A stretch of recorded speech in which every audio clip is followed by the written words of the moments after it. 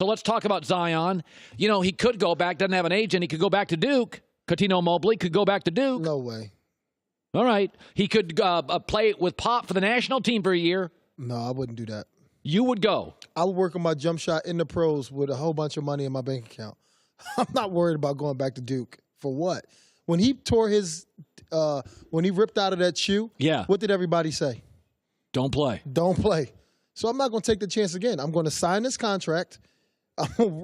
I can get my degree, like Joy's fiance, getting his degree right now, right? I'm going to get my degree. I'm going to work on business. I'm going to do all the other stuff, but with money in my bank account. I'm not sitting here. I'm not going to jeopardize that's actually a very interesting, Cuttino. Not a general manager, a vice president of an NBA told me a month ago. Mm-hmm. He said, what I worry about is this kid's ligaments. Right. He goes, his torque is too violent for his body. Yes. Your takeaway is, listen, man, this kid, we know he can play.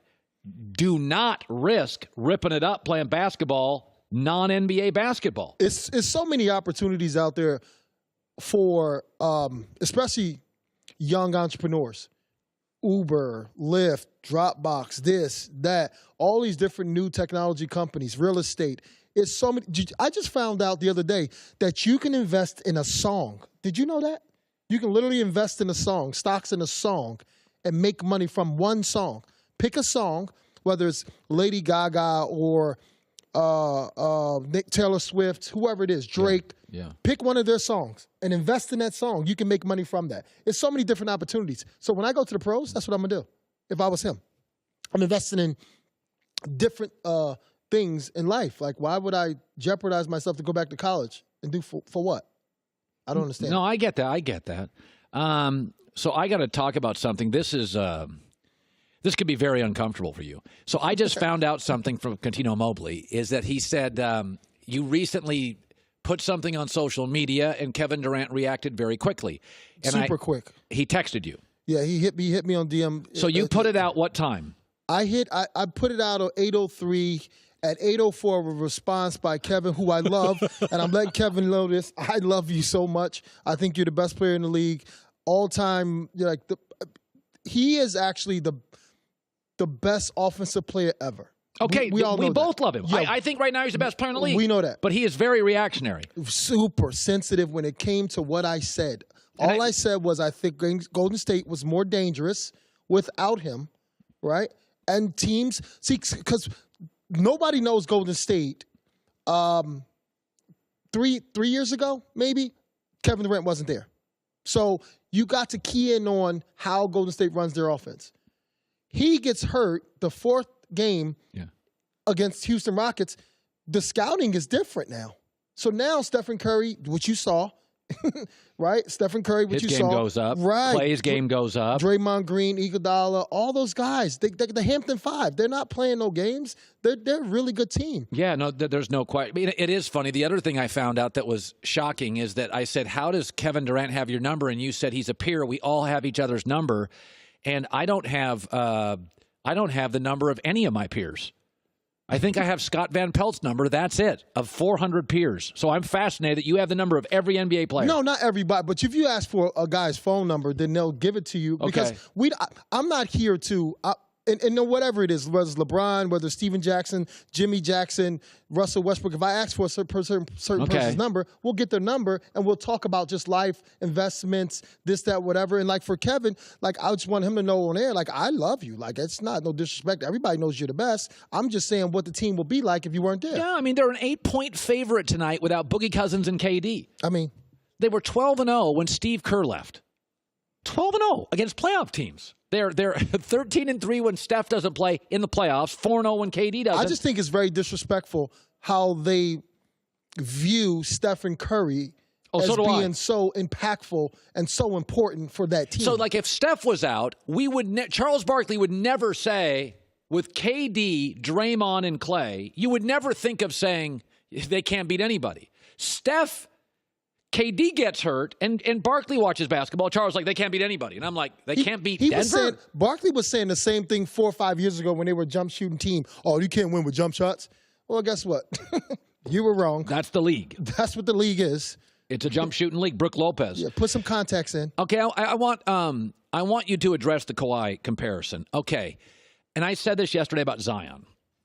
I did this thing the other day, and it got a lot of pushback. And I said, you give me Zion, and you give me the 12 best players in the league, and there's only a handful of guys, because I get 15 years of Zion. Mm-hmm. And I said I would take Steph over Zion, Harden over Zion, Giannis over Zion, KD, but I wouldn't take Kawhi, and here's my theory. He has no magnetism. The 5 most important players in 40 years in the NBA, most important, not best, are MJ, Magic, I saw this. Shaq, Steph, who's the other one? LeBron, yeah. They They all have magnetism. Right. Zion has it. People will want to follow him, be with him, play with him. And he works hard. He's extremely gifted, and he's a hard worker. He has a dog in him. But there's an it to him. Right. Kawhi's just great. Yeah. He doesn't talk, doesn't pass, doesn't communicate. People went nuts when I said I wouldn't Wait, what was the second one? He doesn't what? He doesn't communicate. No, he doesn't pass. He's not a big passer. Right. I don't think he's got this Pied Piper quality to him. Right. I just think he's great. Right. What do you make of Kawhi's game? No, I was just saying the same thing, and I was watching the game last night and kind of evaluating the whole thing and how Milwaukee Bucks schemed on how they played Kawhi last night. And it's kind of like the same thing of what Toronto did with Giannis. They walled him. But Giannis got that same kind of defense against Boston. So he made an adjustment after the first game. Started passing more. His guys got more rhythm, knocking down shots. 4-1 history, right? I think Kawhi makes it hard. First of all, he's not a volume shooter guy. He shouldn't be that guy. Yeah. He's, to me, you need to be shooting 17 to 20 times a game. That's it. No more than that. Because you're not a pure shooter. You're a really good scorer, but you're not a pure shooter. So to be shooting the ball that many times, you're taking away from everybody else that can elevate their game as well. I think the way they were playing at tempo last night, they're a team in the playoffs that can switch the tempo up. Marc Gasol's a great post-up guy, that mid-post. You know, Kawhi Leonard can do a lot of different things. Kyle Lowry showed up last night. Wrong timing. Siakam, it took away from him. Green only had about 6 shots. I just think trying to force feed Kawhi like that, that's not his game. That's not what it's because he can't create for others. That's my thing. And 3 assists his whole career. That's the most he's ever had, 3 assists. Average. That's what, and it's not like I know Kawhi's great, but there are people that I think have sort of a Pied Piper, an ability, a magnetism. Right. Steph had it. Mm-hmm. Michael had it. Yes. LeBron's got it. Yes. Shaq had it. Guys wanted to play with him. I mean, D Wade's like, get Shaq over here. All those guys you named, yeah. Everybody wanted to be like. Nobody wants to be like Kawhi. No, it's true. I mean, Joy, it's true. Like well, I mean, it's a personality thing too. I mean, if it was, but I think personality matters. With Kawhi's, if it was Giannis's personality with Kawhi's style of play, well, Kawhi to me is like Scottie Pippen. Quiet guy. Kawhi to me is like Scottie Pippen to me. One is a mentor. When I came in my rookie year, he's the reason why I started my first year. He's like Scottie Pippen when it comes to his talent because Scottie Pippen to me is the best two-way player ever. Okay. That's just my opinion. Yeah. But Scottie was a point forward. He was so important for his team. Kawhi is important, but he just don't make everybody else better. I think he needs to learn how to pass the ball out more and to make his game a lot easier. And then his teams, it will show more of his development of his greatness. I don't think it's a coincidence that the 5 most impactful NBA players in the last 40 years all had big personalities. Right. Like Kevin Durant may be sensitive, but he's got a big personality. Yes. And I think players would follow KD. Yes. Hi, everybody. Thanks for watching. Subscribe here to get the latest from the show. Also, be sure to check out more of the best clips from The Herd or go watch a few segments from other shows on FS1.